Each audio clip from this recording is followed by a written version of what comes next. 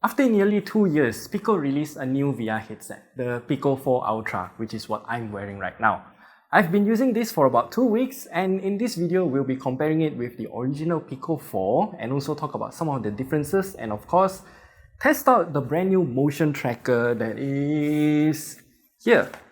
But we'll have to split that into another video because I think this thing deserves a video of its own. So do subscribe as this video took quite a lot of research and there are quite a lot of things to highlight.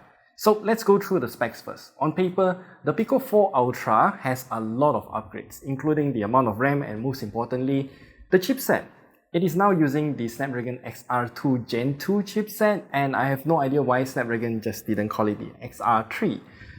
I think that's just Qualcomm being Qualcomm, but that's beside the point.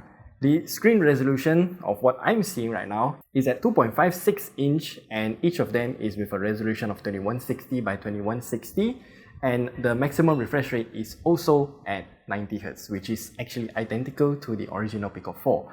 The interpupillary distance adjustment, also known as the IPD adjustment, is now greater as it can go down to 58mm.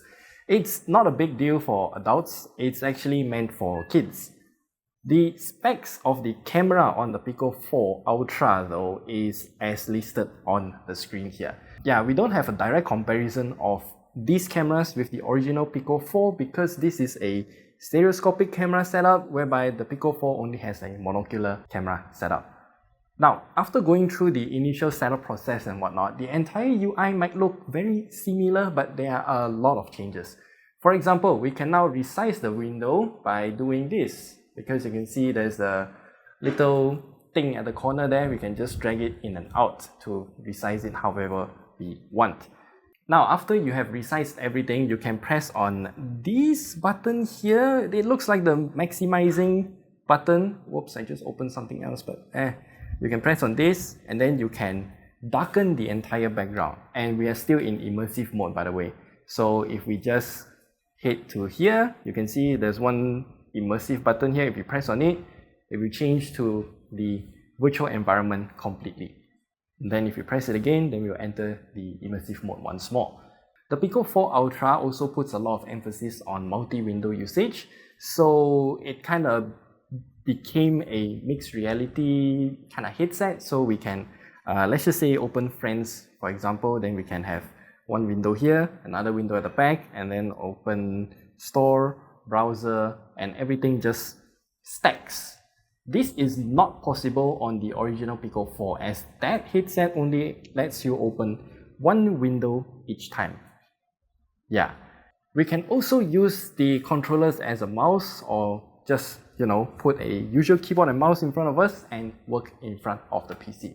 By the way, the script that I'm reading on the headset right now is actually connected to a PC that is located outside. Yeah, that is why I'm wearing the headset for this entire video. I can just see the script through this Pico Connect software. But I find it a bit weird though. It's practically taking what's on your screen and displaying it in VR through the Pico Connect software. That means the resolution and aspect ratio are the same. So if my desktop is connected to an ultra-wide monitor like what I'm showing here, and then connect that PC to the Pico 4 Ultra, then I get an ultra-wide monitor in the VR headset. I just wish that we can somehow simulate whatever aspect ratio of a monitor that we want in VR. That would be much more immersive.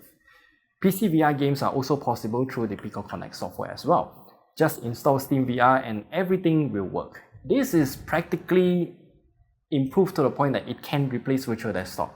It's not exactly perfect because I have to restart the Steam VR service each time I want to connect the headset. Otherwise, it actually works really well. Most impressively of all, the latency is very minimal. In this part of Half-Life Alyx, the TV shows what we are seeing through this headset, and I can move my hands around and everything appears in real time through the game. I am only connected to the PC via Wi-Fi 6, by the way. The Pico 4 Ultra actually supports Wi-Fi 7, which also supports MLO, aka multi-link operation for better bandwidth and latency management. I also realized because of the Snapdragon XR2 Gen 2 chipset, the gaming experience is a lot smoother than before. This is particularly apparent in games like vrchat. Even the battery life got better as well. From what I experienced in the all-in-one VR sports game, I think this can last twice as long as the original Pico 4. Most importantly though, I'm not sure if you realize this, JD, the fan noise on this thing is totally gone. And one thing that I like when I start up the Pico 4 Ultra VR headset is that it doesn't ask me to redo the safe zone every time. It just kind of remembers what space that you're in, and this is not a huge deal if I have to set up the safe zone every time, but it's a good quality of life improvement. We can also set multiple rooms in the headset, and I think that is how it quote-unquote remembers the space that we play in. The way that it adds spaces this time is by literally scanning everything in the real world and then translating it to a 3D space. And this is how the Pico 4 Ultra manages to pin down everything while in immersive mode. Because even when I move around, the window doesn't just float everywhere. By the way, the Pico 4 Ultra can also capture spatial videos. This is also compatible with the Apple Vision Pro. All of those spatial videos, yeah, it works on this headset as well. Which I think is great because more devices are using the same standard. It won't look great if I show you on the screen here, but yeah. One more thing that I should mention is that these controllers have changed in design. The new ones don't have the ring anymore, and we can put our hands closer while in the game without knocking the controller rings. Not a huge deal, but a positive change. One thing that I am disappointed though is that Pico now does not include the nose pad in the box of the Pico 4 Ultra. I immediately realized this because when I wore the headset for the first time, I can see light leaking through here, and that is annoying. Yeah, I can see the mess of this room through those holes. We can actually reuse the nose pads that were included with the original Pico 4. I'm just not sure why it is not included with the Ultra. And I think that's pretty much about it. There are a lot of nice improvements overall, and this is a great headset for the price. The price of the Pico 4 Ultra is at 2,799 ringgit Malaysia, and it's not that far from the Meta Quest 3 either. So that's all that we have to share with you in this video about the Pico 4 Ultra. Our next video is going to be about the motion tracker here. So do subscribe because I think this is a very interesting accessory. Yeah, let me know down in the comment section below. Will you get a VR headset? Why and why not?